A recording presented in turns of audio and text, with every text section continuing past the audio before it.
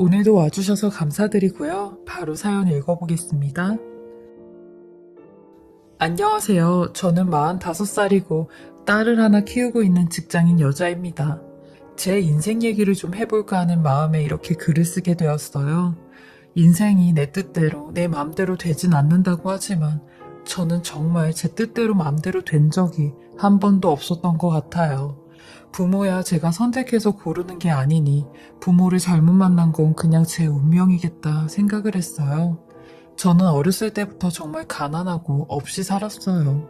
부모님은 두 분 다 계셨지만 부모 역할을 한 적은 별로 없었어요. 저희 부모님은 동갑이셨는데 두 분 다 20살의 어린 나이에 저를 낳으셨죠. 제 부모님 세대는 지금 세대와는 다르게 결혼도 빨리 하고 애도 빨리 낳고 하는 시대였지만 그래도 20살이라는 나이는 그때도 결혼하고 애를 낳기엔 엄청 빠른 나이였죠. 그렇게 저희 부모님은 어린 부모가 되었고 책임지지 못할 정도까지 저를 방치해 두셨어요. 제 기억 속 아버지는 아예 없다고 해도 무관할 정도로 집에 오시는 날이 1년에 한두 번 정도였죠. 근데 그 한두 번도 결코 좋지만은 않았던 게 아버지가 집에 오시면 조용할 날이 없었어요. 오실 때마다 엄마랑 싸우셨거든요. 집이 난장판이 되고 동네가 떠나갈 듯이 소리를 지르셨으니 그런 모습을 볼 때마다 차라리 아버지가 집에 없는 게 저를 살리는 거라고 생각을 했죠. 뭐 때문에 그렇게 두 분이 싸우셨는지 어렴풋이 기억을 돌이켜보면 아버지의 무능력함과 여자 문제 때문에 싸우셨던 것 같아요. 엄마는 평생 아버지 원망으로 세월을 보내셨죠. 그리고 그 원망의 끝엔 항상 제가 있었어요. 엄마한테 하도 많이 들어 귀에 딱지가 앉을 정도였는데 네 아빠랑 똑같이 생긴 너만 봐도 아주 친절머리가 나. 꼴도 보기 싫다고. 너만 없었어도 내 인생이 이렇게까지 망가지진 않았을 거야. 근데 너 때문에 다 망친 거야. 너 때문에. 하며 아빠를 똑 닮은 저를 미워하셨어요. 지금 생각해보면 엄마가 극심한 우울증을 겪으셨던 것 같아요. 왜냐면 저도 제 딸을 낳았을 때 임신하고 애를 낳으니 제 인생이 없어진 것 같다라는 생각이 들어 딸을 잠시 잠깐 미워했거든요. 근데 병원에서 이게 산후 우울증이라고 하더라고요. 그때 알았어요. 이런 마음이 드는 게 우울증이라면 엄마는 평생을 이런 감정으로 사셨겠구나. 아빠도 없이 혼자서 나를 키울 생각을 하니 많이 힘드셨겠구나 하는 생각이 저도 엄마가 되어보니 알겠더라고요. 그렇지만 엄마에 대한 좋은 기억은 단 하나도 없어요. 저는 항상 엄마의 감정 쓰레기통이었고 엄마 눈치만 보기 바빴으니까요. 엄마가 심기가 불편할 때면 숟가락을 식탁에 올려놓는 것도 시끄럽다며 온갖 비난을 다 들었어야 했어요. 근데 엄마가 기분이 좋으면 소리를 내서 숟가락을 올려놓든 쩝쩝대며 밥을 먹든 아무 소리도 안 하셨거든요. 뭘로 비교를 해도 비교가 안 되겠지만 굳이 강아지로 비교를 해보자면 저는 엄마의 개였던 것 같아요. 주인 눈치 보면서 울고 싶어도 웃어야 되고 웃고 싶어도 울어야 되는 그런 존재였죠. 근데 이런 엄마가 아빠를 떠나 재혼을 했어요. 근데 이런 재혼을 2번이나 하셨죠. 엄마가 재혼을 2번이나 할 동안 저는 2명의 동생이 생겼고 2번의 큰 아픔을 겪을 수밖에 없었어요.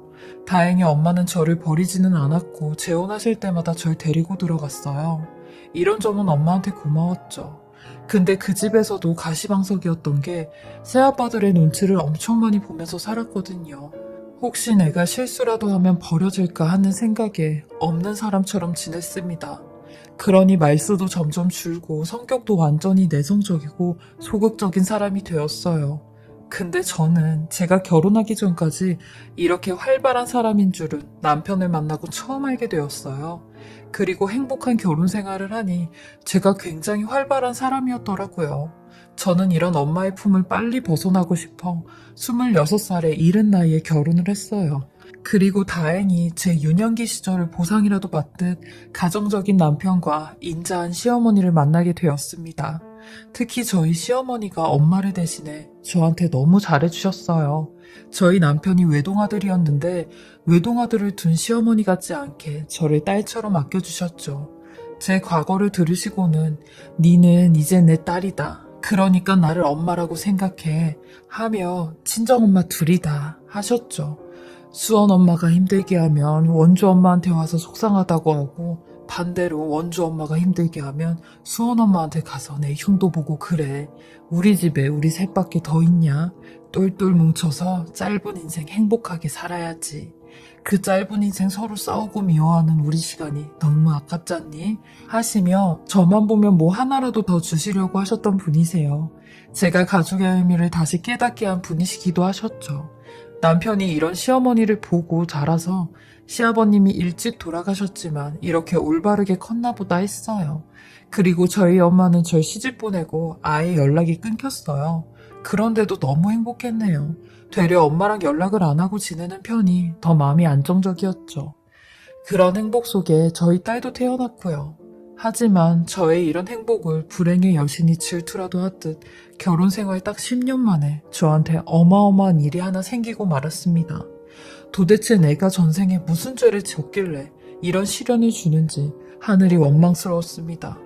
마치 저는 행복하면 안 되는 사람처럼 말이죠. 결혼 생활 10년 만에 본인을 똑 닮은 저희 딸만 남기고 남편이 이 세상을 떠나게 되었어요. 그것도 억울한 사고로 말이죠. 근데 그 사고엔 저희 시어머니가 계셨고 시어머니는 아들 목숨까지 앗아간 그런 파렴치한 어머니가 되셨어요. 그때가 제 나이 36살, 남편 나이 39살, 그리고 시어머니 나이 63살이었죠. 시어머니는 매번 저희한테 어디 좀 데려다 달라고 하시는 게 미안하다며 늦은 나이에 운전면허를 따시게 되었어요. 그리고 사고가 난 그날 시어머니는 남편에게 이제 자신감이 붙었다며 오늘은 고속도로 연수를 하면 안 되겠냐고 하셨고 남편은 알겠다고 그러자고 하며 나갔거든요. 그게 마지막 모습이었습니다. 근데 이런 사고를 당하게 된 거죠. 시어머니는 남편이 있는 오른쪽에서 졸음 운전을 하는 덤프트럭을 못 보셨고 그 차는 그대로 저희 남편이 있는 보조석을 향해 돌진했고 방어운전에 미숙한 시어머니는 당황을 하시다가 본인이 뭘 밟으셨는지조차 기억이 나지 않으셨다고 했어요. 그렇게 저희 남편은 그 자리에서 운명을 다했다는 연락을 받았습니다. 시어머니는 혼수 상태라고 했죠. 그 연락을 받고 제가 어떻게 병원까지 갔는지 전혀 생각이 나지 않아요. 온몸이 사시나무같이 떨려왔고 무서웠고 믿을 수가 없었습니다. 저는 36살의 나이에 과부가 된 거죠. 혼자 남편의 장례를 치렀고 이 상황을 아무것도 모르는 어린 딸은 그저 지 아빠 영정사진 앞에서 아빠가 왜 저기 있냐며 얼른 나오라고 아빠 얼른 나오라고 하는데 정말 혼자서 감당하기가 너무 힘들었습니다. 그렇게 혼자 남편의 장례를 마치고 시어머니께서 깨어나셨다는 소식을 들었어요. 근데 차마 시어머니 얼굴을 볼 수가 없겠더라고요. 남편의 부재를 알리는 것도 힘들었지만 솔직히 시어머니가 원망스럽고 미웠습니다.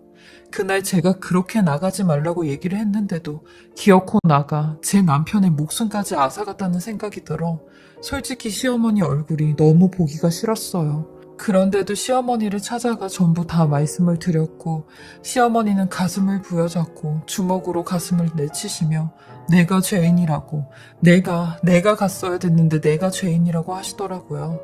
그때는 시어머니의 아픔을 돌봐줄 틈이 없었어요. 왜냐면 저도 세상이 무너지는 것만 같았거든요. 그리고 시어머니한테 2번 다시 보지 말자고 했습니다. 어머님은 제 앞에 나타나실 자격이 안 된다고 했네요. 그렇게 모진 소리를, 악한 소리를 다 내뱉고 쭉 시어머니를 보지 않고 살았어요. 그리고 심지어 남편의 제사 때도 오시지 못하게 했습니다. 지금 생각해보면 그때 제가 시어머니한테 정말 못할 짓을 한 거죠. 부모나 배우자를 잃은 슬픔보다 부모가 자식을 잃은 슬픔이야말로 말로 형용할 수 없을 정도로 가슴이 사무치는 일인데 그때는 제 슬픔만 생각하고 시어머니의 슬픔은 보지 못했던 거죠. 지금 생각해보면 제가 너무 못된 며느리이고 못된 아내였던 것 같아요. 하지만 시어머니는 저의 이런 행동에도 때만 되면 김치고 고추장이고 된장이고 돈봉투까지 문 앞에 두고 가셨어요. 그저 미안하다 라는 쪽지만 남기신 채로요. 그런데도 저는 시어머니 얼굴 보지도 않고 살았습니다. 그렇게 5년 정도 시어머니 얼굴을 안 보고 시어머니를 미워하며 살았는데 이런 저한테 또 한 번의 시련이 왔죠. 시어머니를 미워하고 증오한 벌이라도 받듯이 전 41살의 나이에 유방암에 걸리게 되었습니다. 회사에서 하는 건강검진으로 알게 되었는데 병원에선 1기라 생존율도 높고 수술도 간단하다고 했어요. 하지만 덜컥 그런 생각이 들더라고요. 이 어린 딸을 두고 나마저도 이 세상을 떠날 수 있겠구나 라는 생각이 들었죠. 이 정도면 제가 진짜 전생에 나라라도 팔았나 봐요. 하늘은 인간이 견딜 만한 시련만 준다고 하던데 아닌 것 같았어요. 그냥 저한테만 몰아서 시련을 주는 것 같았죠. 저는 수술과 치료를 병행해야 해서 혼자 감당해야 한데 저희 친정엄마한테 집안일이랑 저희 딸 케어만 좀 해주면 안 되겠냐고 부탁을 드렸어요. 그러니 저한테 그러더라고요.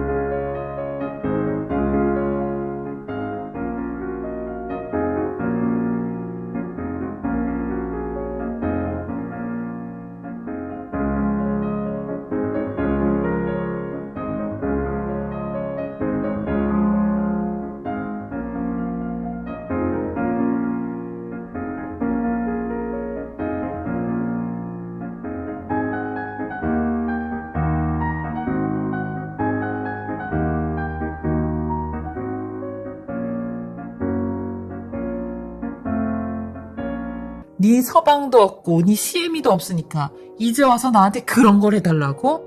야, 나도 내 나이가 60이 넘었어. 환갑이 넘었다고.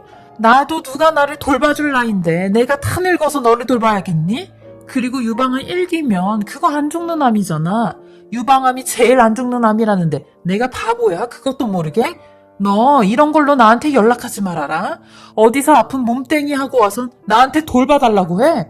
하며 매몰차게 저를 내쫓으셨죠. 정말 이 사람은 엄마도 인간도 아닌 사람이었어요.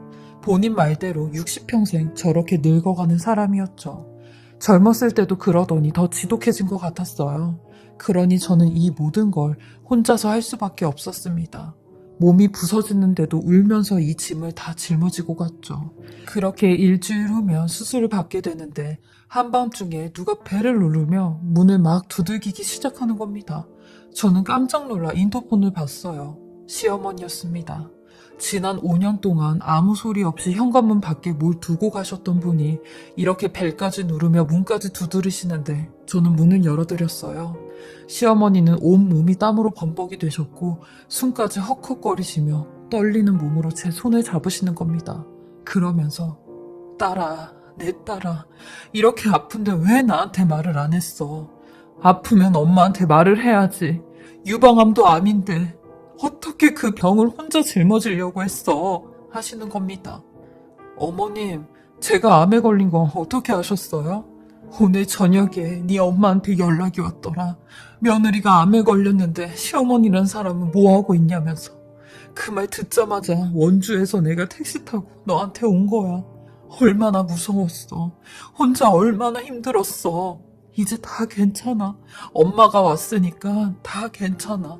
하시며 저를 끌어안아 주시는데 저는 그 자리에 그냥 주저앉아 버렸습니다. 어머님은 제가 밉지도 않으세요? 그동안 어머님한테 모질게 악하게 했던 거 밉지도 않으세요? 그런데도 제가 아프다고 하니까 이렇게 오시는 거세요? 하며 울부짖으며 말씀을 드리니 시어머니 제 얼굴을 쓰다듬으시며 내가 그랬잖니. 네가 시집 오고 네가 우리 집에 온 순간부터 너는 내 딸이라고. 내 딸이 마음의 문을 닫으면 열릴 때까지 기다리고 지켜보고 그 문이 열리게 하는 게 부모야. 네가 나한테 그렇게 해도 나는 기다릴 수밖에 없었어. 근데 아프다는 소리를 듣고 가만히 있을 수가 없겠더라고. 내 자식이 내 딸이 아프다는데 어느 부모가 그냥 보고만 있어. 당연히 버선발을 하고도 달려와야지. 그동안 너무 보고 싶었단다.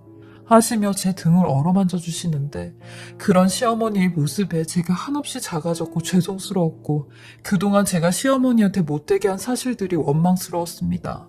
그런 시어머니가 제게 그러시더라고요. 자식에게 무언가 부탁하는 건 망설여지지만 좋은 건 한없이 주고 싶은 거라고. 내가 줄 수 있는 건 내 사랑뿐이라고 하셨어요. 이런 시어머니의 따뜻한 마음과 정성으로 저는 수술도 치료도 잘 받았고 암 수술 받은 지 4년이 지난 지금은 누구보다 더 건강하게 살고 있습니다. 그리고 시어머니와 함께 살고 있어요. 부모를 대신해 시어머니를 부모님이라 생각하고 잘 모시고 살고 있습니다. 그동안 못난 제 눈치를 보느랴 아들의 이른 아픔도 잘 치유를 못하셨을 텐데 이제는 제가 시어머니를 치유해 드릴 차례가 된 것 같았거든요. 언제 한 번은 시어머니께서 그러시더라고요. 내 인생도 참 기구하다고 생각했어. 네가 시집 온 나이에 남편을 잃고 네가 남편을 잃은 나이에 자식을 잃었으니 너무 보잘것없는 인생이라고 생각을 했는데 며느리라는 딸이 하나 생겼고 이렇게 이쁜 손녀까지 있으니 그래도 내 인생이 그렇게 보잘것없는 인생은 아니었구나 생각이 들더라고 하시는데 제 슬픔에 가려 시어머니의 아픔을 헤아리지 못한 게 너무 죄송하고 죄송했어요. 이제라도 용서를 빈다고 말씀을 드리니 시어머니는 애초부터 용서할 것도 없었다고 하셨죠. 저도 진정한 내 엄마를 만난 것 같았어요. 짧은 인생 행복한 시간만 갖기도 모자른데 서로 미워하지 말고 살자는 시어머니의 말씀처럼 그 말 가슴 깊이 새겨 시어머니와 희노애락을 같이 겪으며 행복하게 잘 살려고 합니다. 시어머니와 함께 이 사연 들으려고 이렇게 글을 남겨봅니다. 이런 저도 이렇게 힘들었던 저도 지금은 밝고 행복하게 살고 있어요. 제 사연 들으시는 분들도 힘든 일이 있으시면 저 보시면서 저런 사람도 잘 사는구나 생각하시고 기운 내셨으면 좋겠습니다. 제 사연 들어주시고 읽어주셔서 감사하고요. 항상 좋은 일들만 가득하시길 바랍니다. 지금까지 사례자분의 글을 읽어보았는데요. 시어머니의 사랑에 감동, 또 감동입니다. 읽는 내내 저도 울컥하며 눈물이 났어요. 이 험난한 세상 사례자님과 시어머니 두 분이서 두 손 꼭 잡고 행복하게 잘 이겨내고 사셨으면 좋겠습니다. 항상 행복한 일만 가득하시길 저도 바라겠습니다. 지금까지 커피앤톡이었습니다. 오늘도 제 채널을 봐주셔서 감사합니다.